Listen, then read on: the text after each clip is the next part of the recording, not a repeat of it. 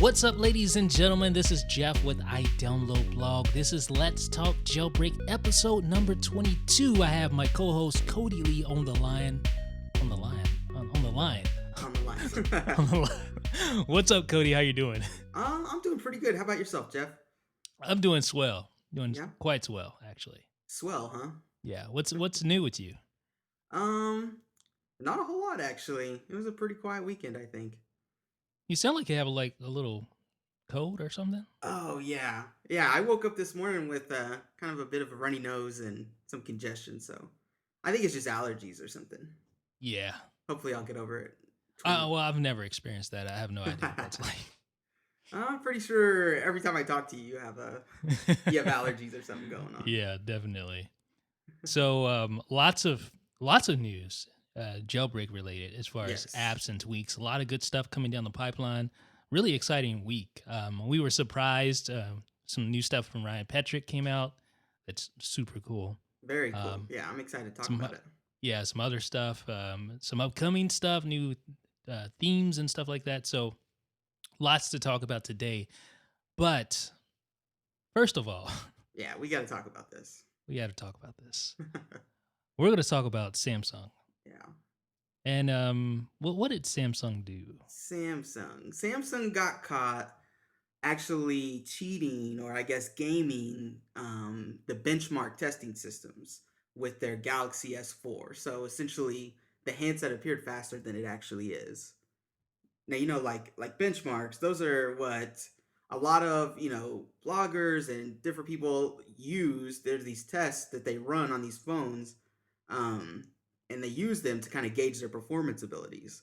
Yeah, like one of the most popular ones is like Geekbench? Yes. That's one of them. I don't think that was what was used in this, but basically, like you were saying, it gives you like a statistical number. The higher the number generally, the better the performance. Right. Yeah, and I noticed that the new was it Nexus 7 had an insanely high benchmark. Right. That's not a Samsung device, but just to kind of give you a analysis of why these are important. Right. It's much higher than the iPad Mini, the new Nexus 7. So back to this whole Samsung ordeal. What happened exactly? Well, so I guess some user, and I can't think of the forum name. It was it was some kind of 3D graphics website. He reported that, hey, I found out that my S4 is going faster when I'm running benchmarks than it is even when I'm playing like high resolution, high intensity, high graphics required. I don't know what I'm trying to say, but you know what I'm trying to say. Yeah. These intensive games, it's running higher in these benchmarks than it is in any of that. So he ran some tests. He passed it along to the folks over at, is it Anandintech? Is that how you say it? Or Nantech? I can't say it.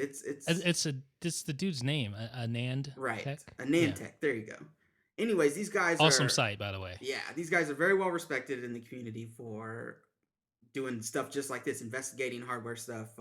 They really know what they're talking about when it comes to chips and different aspects of different components of the phone. So they dove into it and they found the same results, that Samsung actually has coded its phones, or I guess its processors, to run faster when certain benchmarks are going versus everyday usage. And I'm talking about running apps, running games, like I said before, things that would require or would be nice if it had that higher speed. It won't even give the speed for that. It won't even go high performance for that. It only does it for these benchmarks. So it kind of, in a way, I mean, when, people see these benchmarks, they're going, man, this thing has 533 megahertz, running. It's going to be awesome. And they get it, and it's only running like 480. And I know that doesn't sound like a huge difference, but it's noticeable. I mean, it makes a difference in, your frames per second rate, all kinds of things. So. Yeah, so that's basically they're faking. Right. What did you think? Like, what is your take on this? I know some people said, oh, it's not faking, that's just showing how fast it can go. What did you think about it? It is faking because, these things are specifically coded for these benchmark or utilities. Right. It's not like there's, the phone has a so-called burst mode where it can burst up to certain speeds. The GPU or whatever CPU can increase its speed when a taxing application needs the extra speed. It's not that. It's just particularly programmed for these benchmarks just to uh, artificially inflate the performance uh, metrics, I guess you could say, for those devices. Right.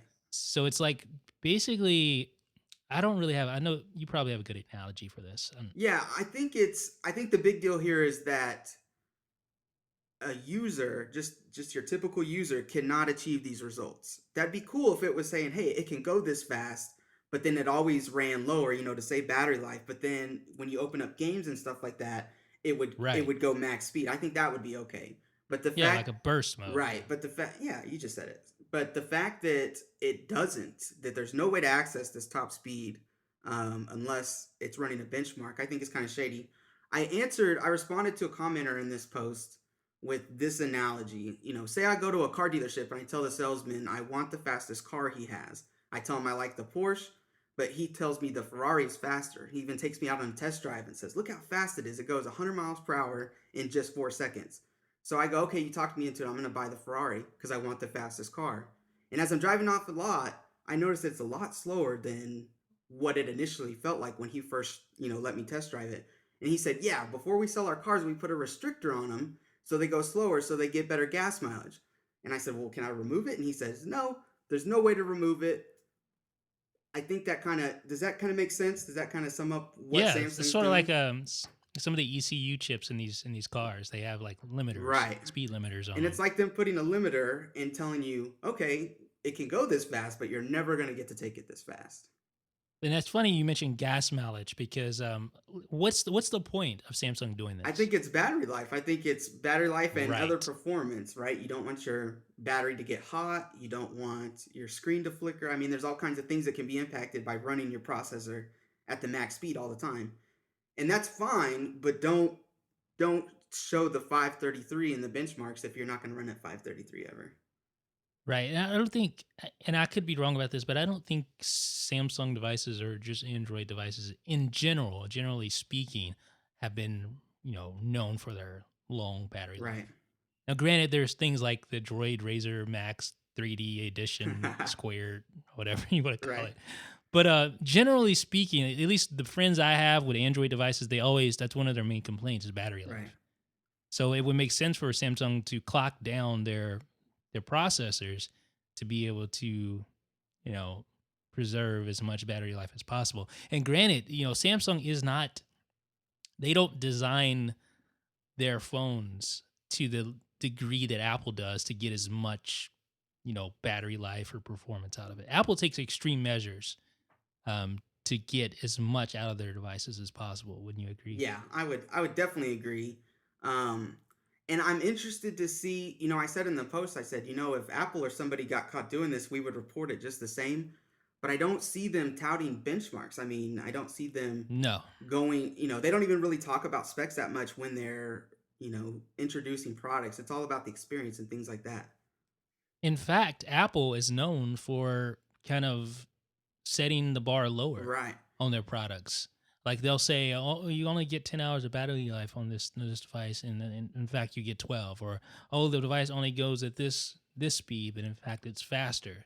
So they always suppress the performance of their devices. Generally speaking, not always, but in general, you always get like a pleasant surprise with Apple devices when compared to Yeah, I others. think you hit it on the head. I think they do that the most, or that I've seen the most, in battery life. They say, okay, this thing's going to get 9 hours battery life. And then you start reading the reviews, and it's 10, 11, 12. I know that happened with the recent MacBook Air. They said this thing will go for 12 hours, and people were seeing 14, 15. So, Right. So huge yeah, difference. Um, yeah, I don't know what else you say about that. I mean, stop it's advertising it if you're not going to give access to the end user to that kind of speed. well, I guess it just shows just kind of the culture around, the difference between Right, Samsung because and it's not Apple. just the S4 either. I'm glad you brought that up. It's not just the S4. Anantech found several cases of this in other processors and other handsets. So it seems like it's kind of just something they do as a whole, just kind of a, I don't know what I'm trying to say, company culture type thing. Yeah. Interesting nonetheless. Just an interesting phenomenon. Even if you don't care about this, it's just it's interesting to be able to look at the two companies and just see the differences between how they go about pushing their products, how they go about hyping them, Well, etc. imagine when bloggers. I mean, how many times have we posted articles that say S4 takes down the iPhone 5 in benchmark, or iPhone 5 tests faster than this, da da da da da. And now you got to look at that with a high level of skepticism because, I mean, there's a chance that somebody is gaming the system. Right, and it's not technically fair to like companies like Asus who created the Nexus 7, but it does have me kind of Right. skeptical about the benchmarks. Now, granted, these benchmarks are a different utility. What I use is Geekbench, but it still has me kind of questioning whether or not the Geekbench benchmarks are Legitimate, yeah. wholly accurate. Yeah. Yeah, so Anyways, it's yeah, interesting. interesting for sure. Now we had a lot of awesome jailbreak tweaks in the past week, and we still have some coming up. One of them is something we kind of alluded to last week. Sorry, that was kind of an interesting transition, wasn't it? It was abrupt. Just, Anyways, that was a little jailbreak abrupt. Yeah, enough with Samsung. We don't need to talk about them. Yeah, jailbreak tweaks. One of the ones we kind of alluded to last week was InstaLauncher. Yes, very cool. I was actually impressed by this one. Yeah, this is a really quality jailbreak tweak. And what it does is it allows you to launch apps using an activator gesture, pulls up this little menu on the side of your screen, allows you to use your thumb, one finger, to just swipe up in alphabetical order, choose your application, and then launch it from that, InstaLauncher interface. Right. And it's terrible description, but yeah, I was just gonna say it's might be one of those that you really have to see to understand how it works. I like that the menu that pops up, on the left or the right hand side is actually pretty well designed. It's not ugly looking. I guess you could say exactly. it's very well designed. Yeah, it is. And it looks like a Rolodex, right? Is that what you were saying? It looks like a sort Rolodex, of. and you can just kind of scroll up and down through A, B, C, D, and you get down to the Y and launch YouTube, and it's very fast. Right. From your video, I haven't tried it myself, but looking at your video, it's very quick. And that's the whole thing about InstaLauncher. It's instant. Right. You can quickly launch apps. I don't know if you use a launcher on your Mac. Do you? No, I don't. You don't? No. I haven't done a whole lot of configuring. I'm not what I would call a power user that has all these tweaks running for his Mac. Go ahead, tell me about one though. What do you use like to launch apps? Do you just go to like I just hit the little pad? Yeah, I hit what is it? F4 brings up the launch pad. Right. That's interesting. You don't use like Spotlight? No. I guess I do sometimes. Sometimes I go and tap it in if I don't know. I'm telling you, man, you need to change. You need to try out Alfred. Alfred. Aren't they? Is that one that they're shutting down in the future, or Alfred? I don't think so. No. Okay. No. It'll change your life. It'll change my life. Okay. It'll change your life. It is a launcher. If it doesn't change my life, Jeff, I'm holding you personally responsible. Well, what you can do with Alfred, you can actually use a keyboard shortcut like holding Command and hitting Spacebar. Pulls up this little nicely designed window in the middle of your screen, right? And then you just start typing. So anything that you have on your device, you can quickly launch. Sort of like Spotlight, but a little more efficient, a lot more custom commands. Okay. You got to check it out, man. Yeah, I've heard a lot of people talk about it. It's never, I guess, appealed to me enough to investigate. Yeah, I don't know. Maybe you're not launching stuff all the time either. But InstaLauncher is kind of the same way. It's sort of like a desktop launcher, except on the iPhone. Right. Yeah, it allows you to quickly get access to all your apps. It only works with apps, though. I should mention that. It's not like you can launch documents and stuff like that. Yeah. But I mean, this I see the purpose of for sure. This is definitely faster than opening folders or flipping between pages on your home screen. Yeah. Yeah. So what is this one? This one's $1.99? Yeah. 1 second. I'm pretty sure it's $1.99 in the Big Boss repo. Yeah, it's $1.99. Big Boss repo. You have it written down, don't you? Yep. All right. Yeah. I'm sorry. I don't know. I think I'm starting to get a cold myself. Oh, here we go. Voices. Here we go, Jeff. Drink some water real quick. Yeah, $1.99 is not bad for that tweak. I mean, people might say it's kind of expensive, but if you look at this and you see that it's well designed and you see that it really does make launching apps faster, I think you'll see it's probably worth it. Totally worth it. Get it. It's InstaLauncher. It's available right now on Cydia. Now, this next one is actually a tweak that's in beta. It's not officially out yet. From Ryan Petrick. You talk about VideoPane? Yes. VideoPane. Yeah, this one looks interesting. It is very interesting. This is a tweak that allows you to use the Samsung, I guess, I won't say they invented it, but they made it popular to be able to watch videos at the same time, do other stuff on your device, like send text messages and stuff. Right.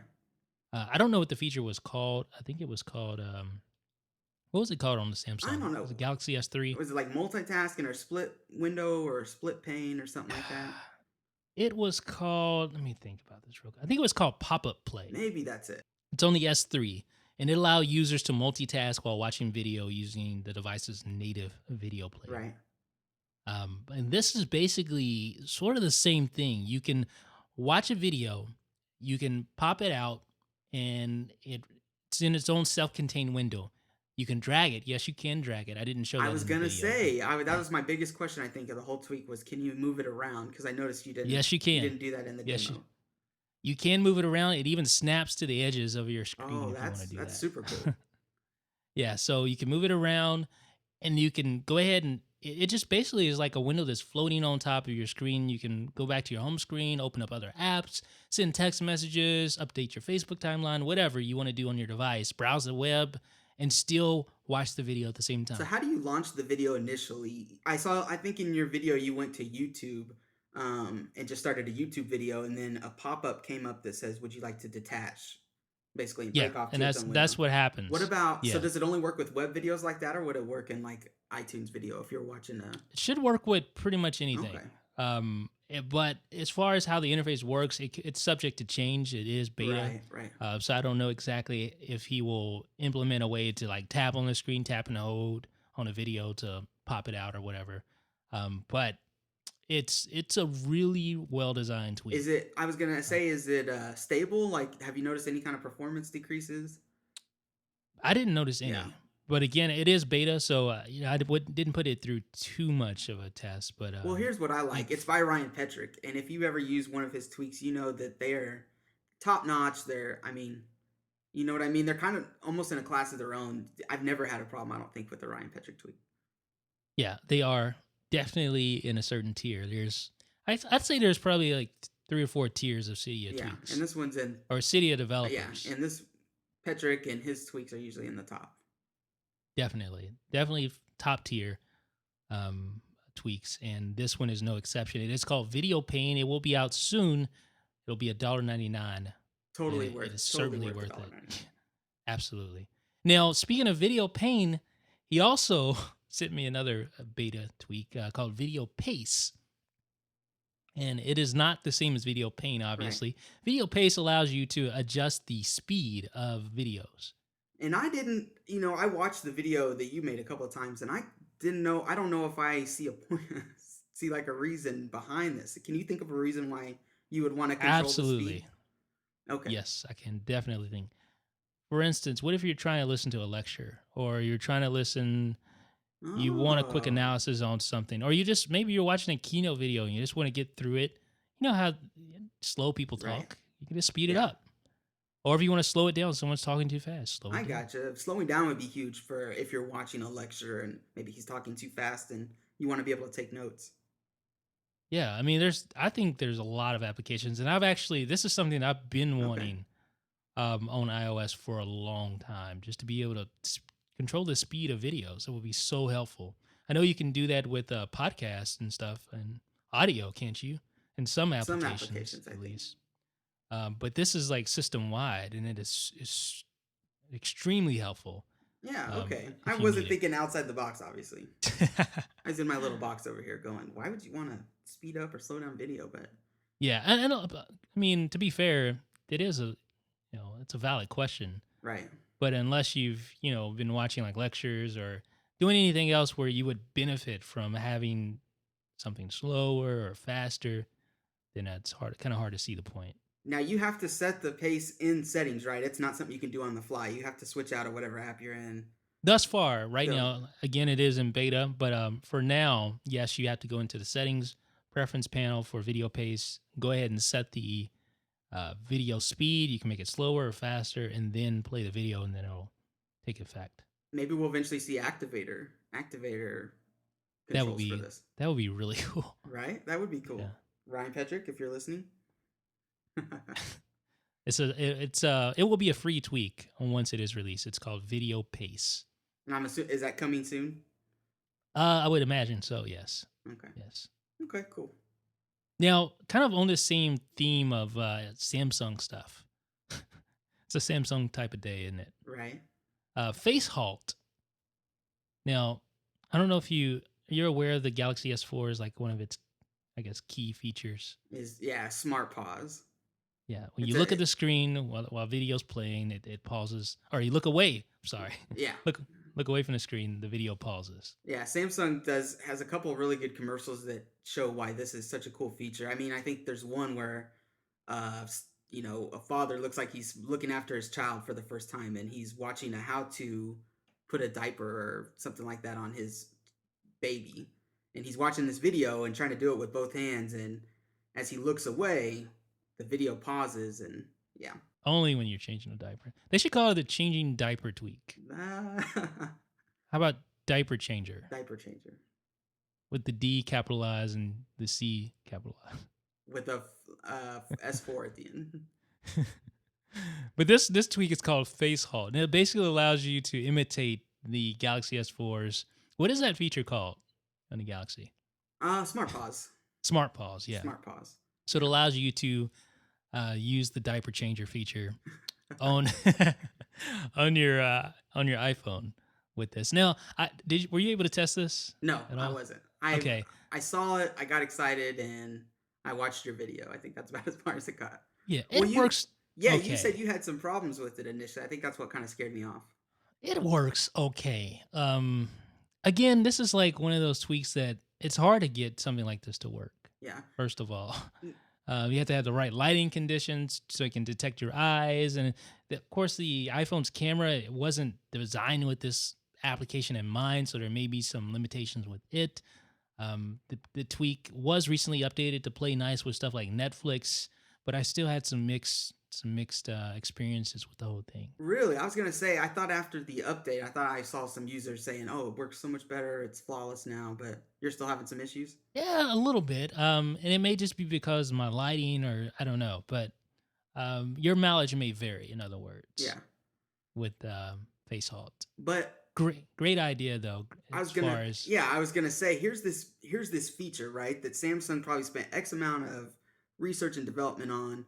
They made it a flagship feature of their flagship handset. We just talked about they've made a number of commercials showcasing. And then here comes this, lowly iOS developer, not to knock the developer, but here comes this guy out of nowhere, makes almost the exact same thing and instantly makes the iPhone as capable. You know what I mean?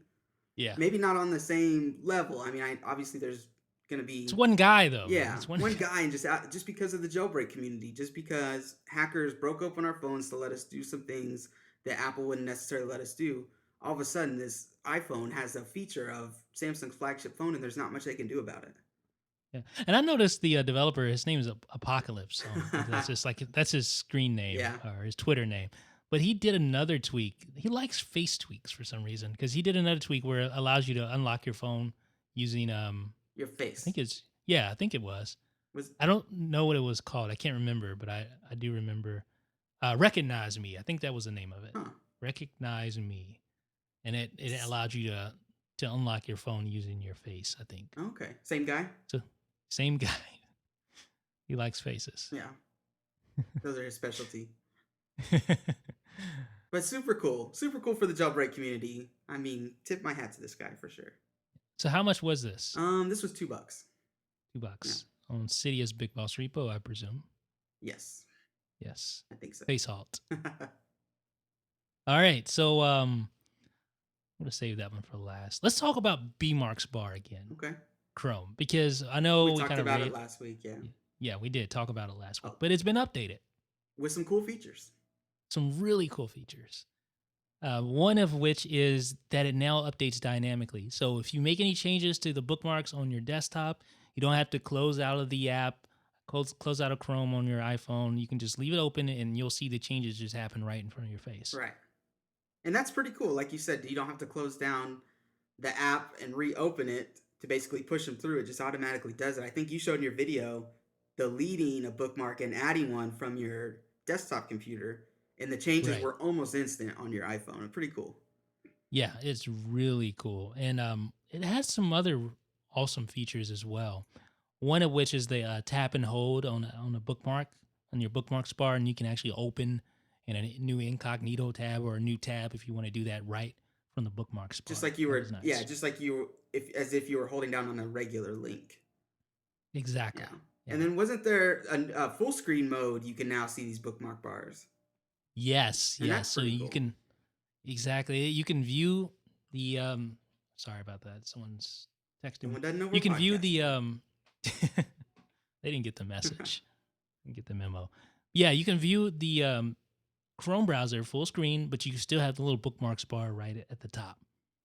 That's cool. Yeah, for people, I guess we probably should start off with this, but for people who missed last week's episode, Bookmarks Bar, it essentially just adds like a bookmarks bar like you see in Safari or any, most desktop browsers have this, quick links to your bookmarks, and it's right underneath the toolbar. Anyways, the actual Chrome app doesn't have this, but the Bookmarks Bar tweak adds it for you, and we talked about last week how great it is. It looks great. It looks native. Very responsive. I mean, just a cool tweak all around if you're a Chrome user.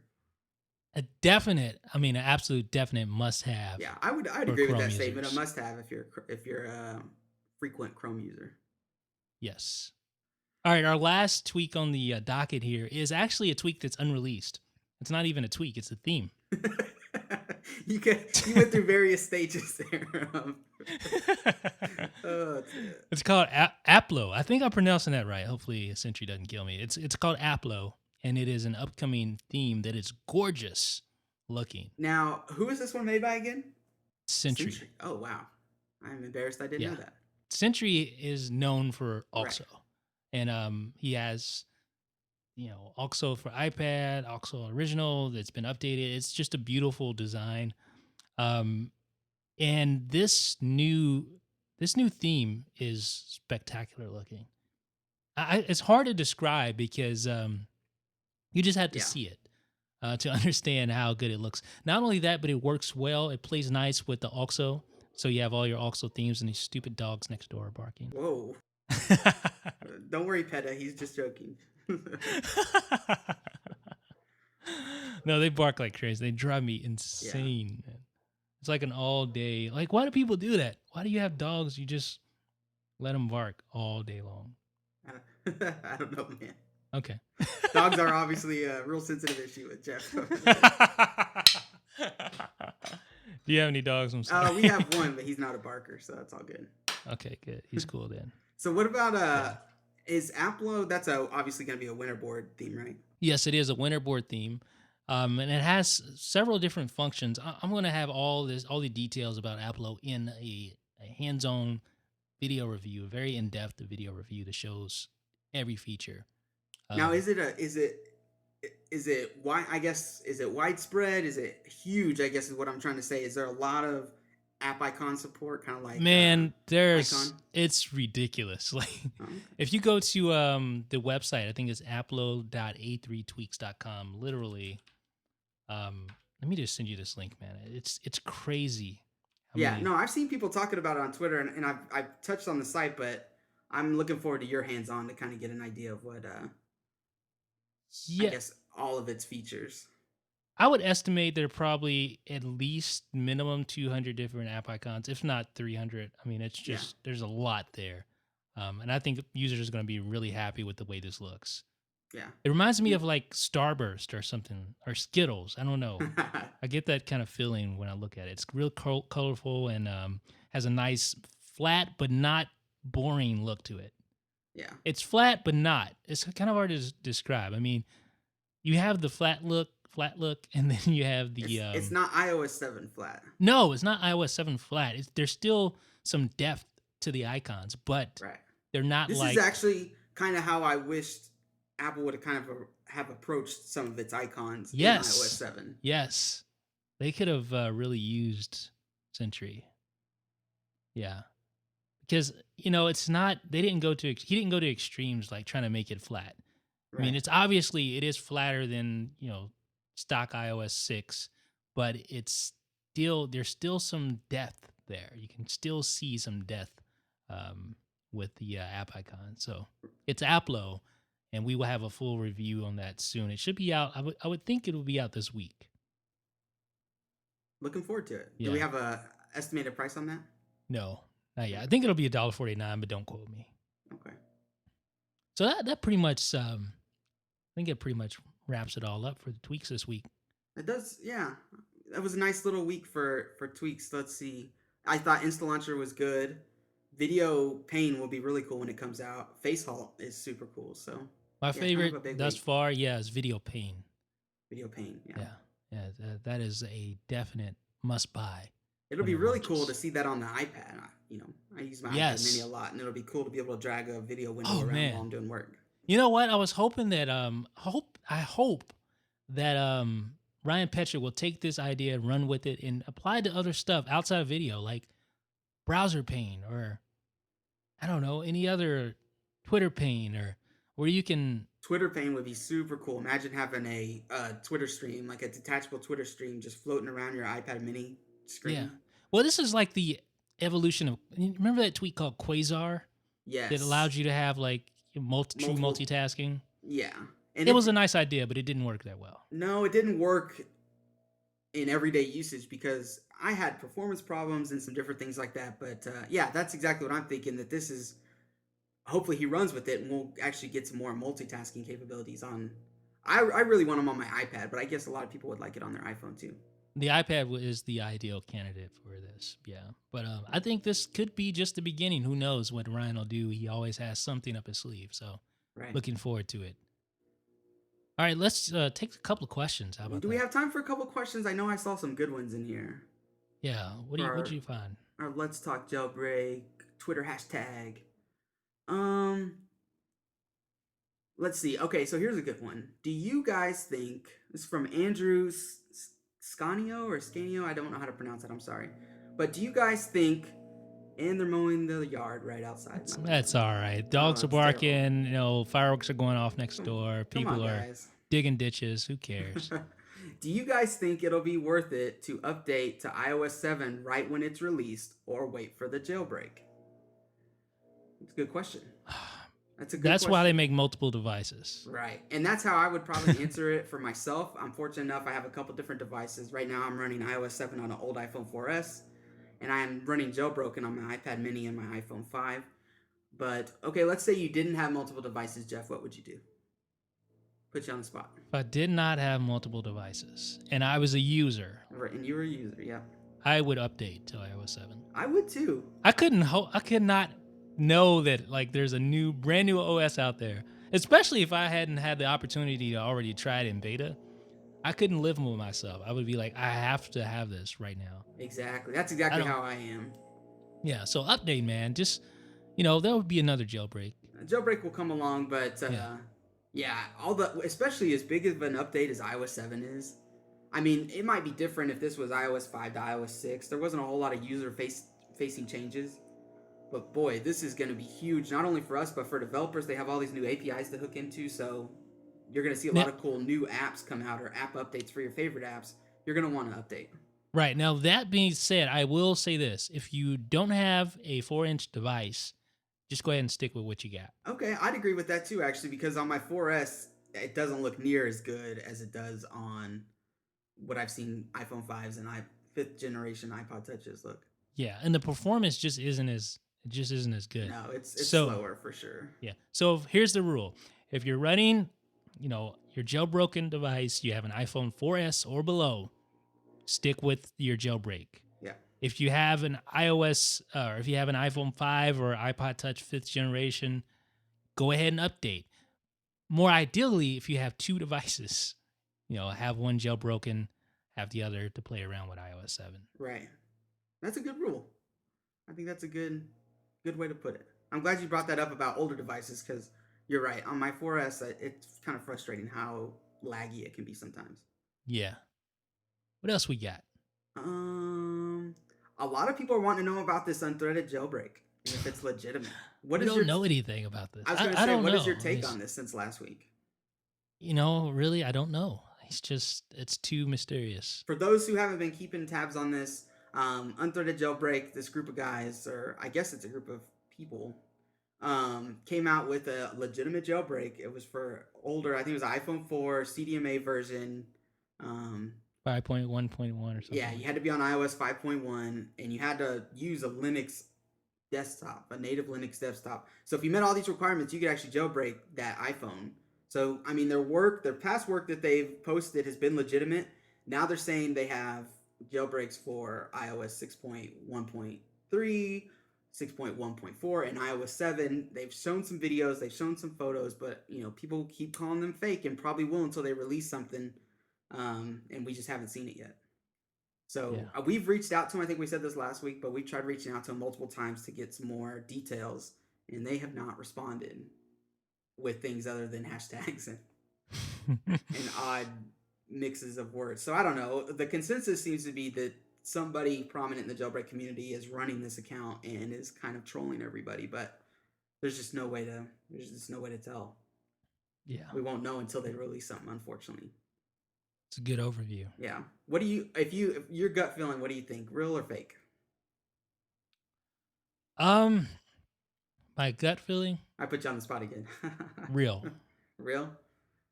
I think it's real. Yeah, I think it's interesting that I think the fact that they've already released something that several prominent members in the jailbreak community have proven to work, have confirmed works, I think that kind of shows that what they're doing is probably legitimate. It seems like they're running into problems, though, right now, trying to release a version for 6.1.3 and above. Yeah, we don't know. We just don't. Bottom line, we really don't know what's going on. Yeah, so I don't know. Just wait and see what happens. So I think that pretty much wraps it up for this week. It's kind of been a weird, weird week. Yeah. But we're looking forward to a lot of awesome upcoming releases in jailbreaking and VideoPane, Aplo, all that good stuff. Looking forward to, I don't know, I guess we've been recording, I haven't been looking at my phone, but I don't think Apple's released the 5th beta of iOS 7 yet. It's around that time. I know it got pushed back a week because of the Dev Center outage, but we should be expecting within the next couple days. Obviously, next Monday would probably be at the 2-week mark. So We're going to keep an eye out on IDB for that. That's going to drop. Awesome. Sounds good, man. You got any parting shots this week? No, I think that was my parting shot. Well, how's Apple's stock price doing now? Well, I think we should talk about that. I haven't looked at it since I woke up this morning, but when I went to bed, which was super late, the market had just opened, and I think it was around 465. Like, it was up quite a bit. Yeah. What is it right now? Yeah, it's 468.99. Jeez. Yeah, I wrote a post last week, I think it was, end of last week, talking about what I thought contributed to the sudden rise. Apple just had a monster July stock-wise. It's jumped 50 points in the last 30 days. That's 469. Yeah. That's not typical of Apple stock as of late. I mean, prior to September of last year, it was on a tear. I mean, it didn't seem like Apple could do any wrong by Wall Street, but it's been on a huge decline ever since. It dropped from $700 last September down to $390, I think, was its lowest point. And it was that just in July. Not in July, in June. It was down in the upper 390s. So the fact that it's back up around 470, I think investors really are confident in and I think they believe Apple when it says it has a huge fall coming up. All these new products set to launch. So yeah, those are my thoughts. Awesome. Well, hopefully it just keeps on rising and rising and rising. Right. All right, man. Well, appreciate you being on the show again. Sebastian will probably be back in, I don't know, 2 to 3 weeks. Yeah, we keep saying that, but I think he just loves Fran. I think he's just loving it too much over there. I think he's ready to come home, actually. You think so? Yeah, I think he either emailed me or tweeted or something that he's ready to get home. Yeah. Missing the California beach.